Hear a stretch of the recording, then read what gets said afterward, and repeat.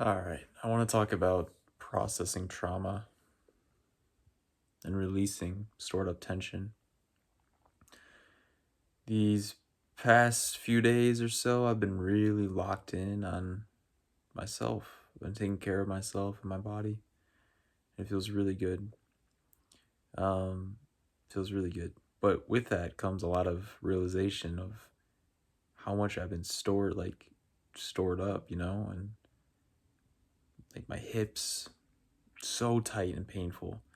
And I always knew that, but I was like, why?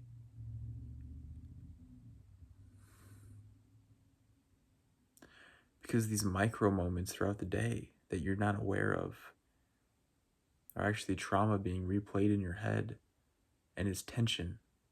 That's what it is resistance and tension. Trauma is tension.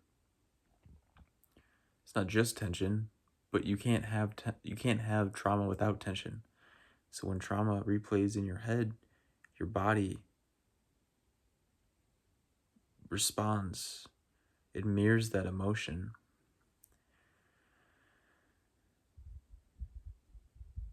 So that's why it's so important to be aware. That is the path to healing stored up trauma and tension, is because when you're aware of what's happening in your mind, truly aware, not just conceptually aware, that's helpful too. But when you're really aware and you let go up here, then it lets go in the body, and it, more importantly, doesn't perpetuate the cycle, right? So let's say, for example, I'm brushing my teeth before bed, and I'm brushing my teeth, and I don't feel safe in my body. So in my head, I start dissociating and just kind of like ruminating about things, trying to figure out what's happening in my body. Let's go with that example. I'm thinking about my body, thinking about what's happening, this, that, this, that. And while that's happening, you're completely, most likely, missing out what's actually happening in your body. Um, Usually, when you're having trouble up here, your body's having trouble when you're tight, and maybe your muscles are clenched, or your jaw's clenched, or your chest is whatever. It doesn't matter. As in, like, it's variable. Who knows? But I think that's why my health trauma is so hard, because it starts in the body and it ends in the body. I get scared because of how my body feels. And um, then I have thoughts about that, which makes my body feel even worse. But I think that's also an opportunity for me, because, like I've been doing these past few days, I've been confronting my body where it's at, in a bad place, not saying, not saying,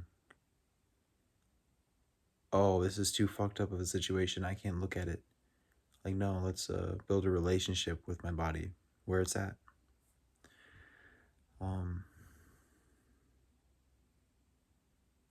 Because I think that gives you more power, not being afraid of your body. That's really important in trauma recovery.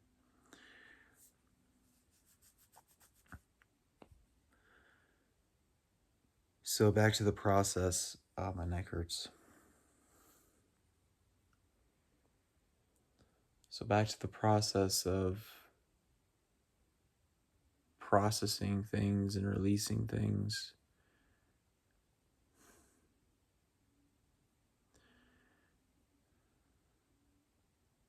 So much can happen in just a few minutes. And it takes constant vigilance, not in like an obsessive way, but just in an intentional, determined way to really stay with yourself. And it's a practice, it's a skill.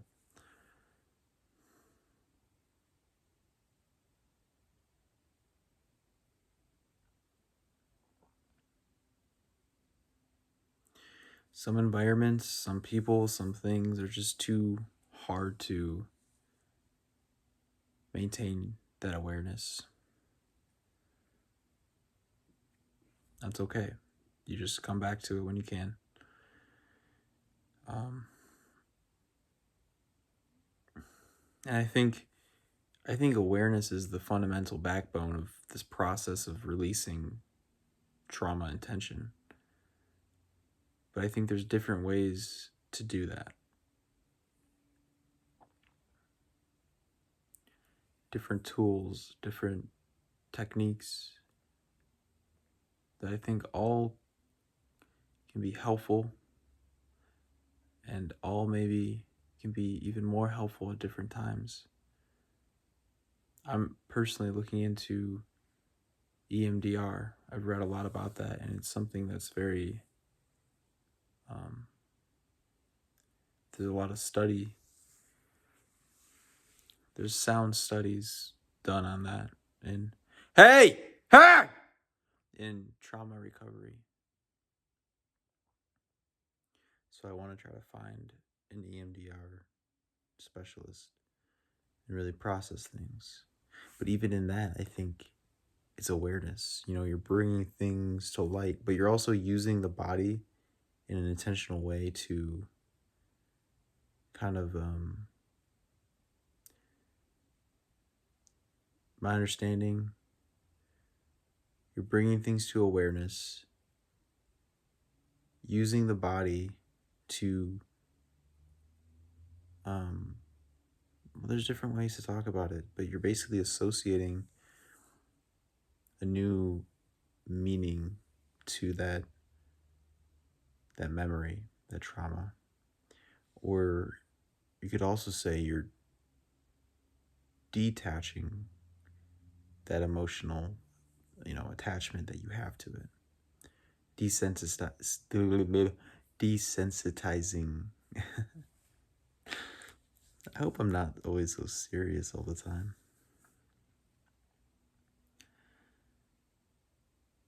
So, the past couple of days, I'm like, okay, how do I see all this tension in my body.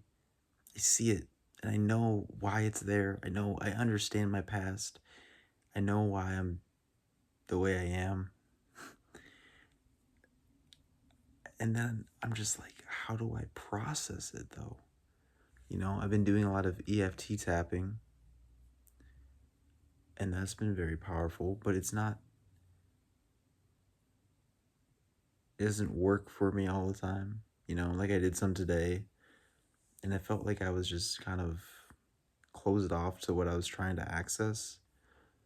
But then the other night I did one on a different memory, and I literally relived the trauma and was very intense, which I think overall is a good thing. But then I'm also like, did I just re-traumatize myself? I have all these questions like, how am I doing on this path?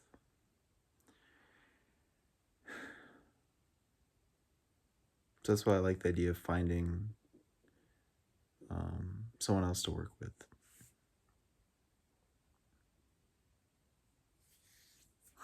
But I do know you can do it on your own if you need to.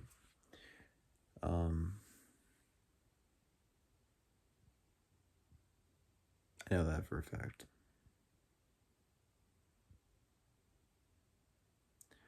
But yeah, I store a lot of it in my hips and my muscles in general. Just super tight body. Having this neck pain. Um, and when you think of muscle tightness, it's fear. My body gets scared and it clenches up. So another aspect of releasing trauma, this is good. All right. Another aspect of releasing trauma is not perpetuating it. right? So you're constantly reliving the same mistakes every day, okay?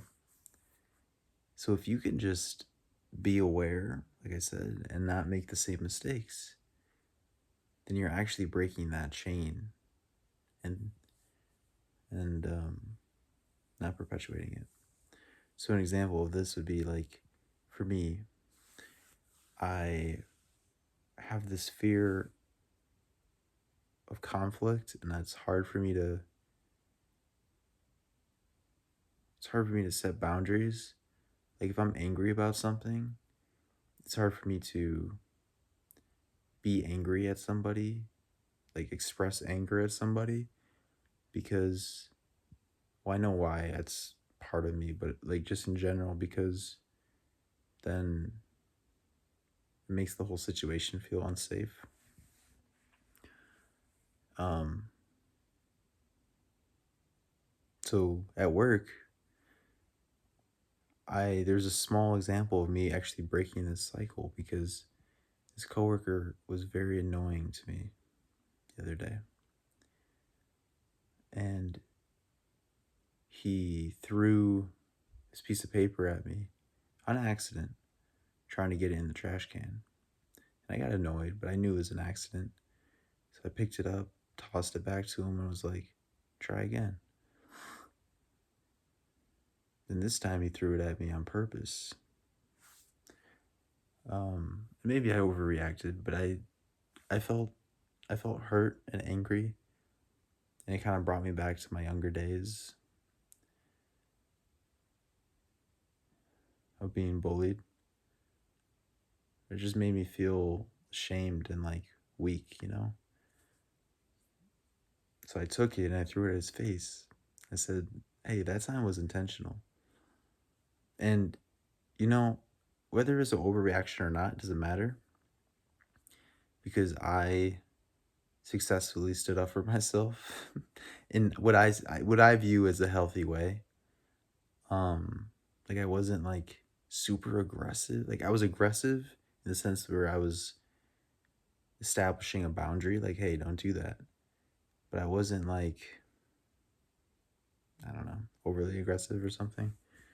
And I could see that he got the message. Like he kind of retreated, and that's the function of anger, is boundaries.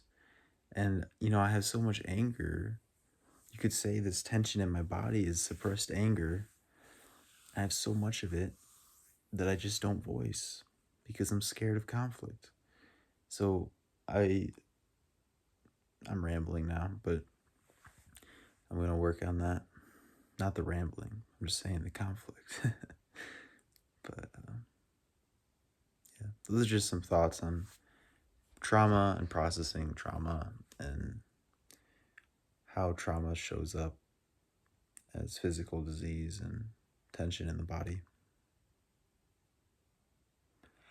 Hi, later.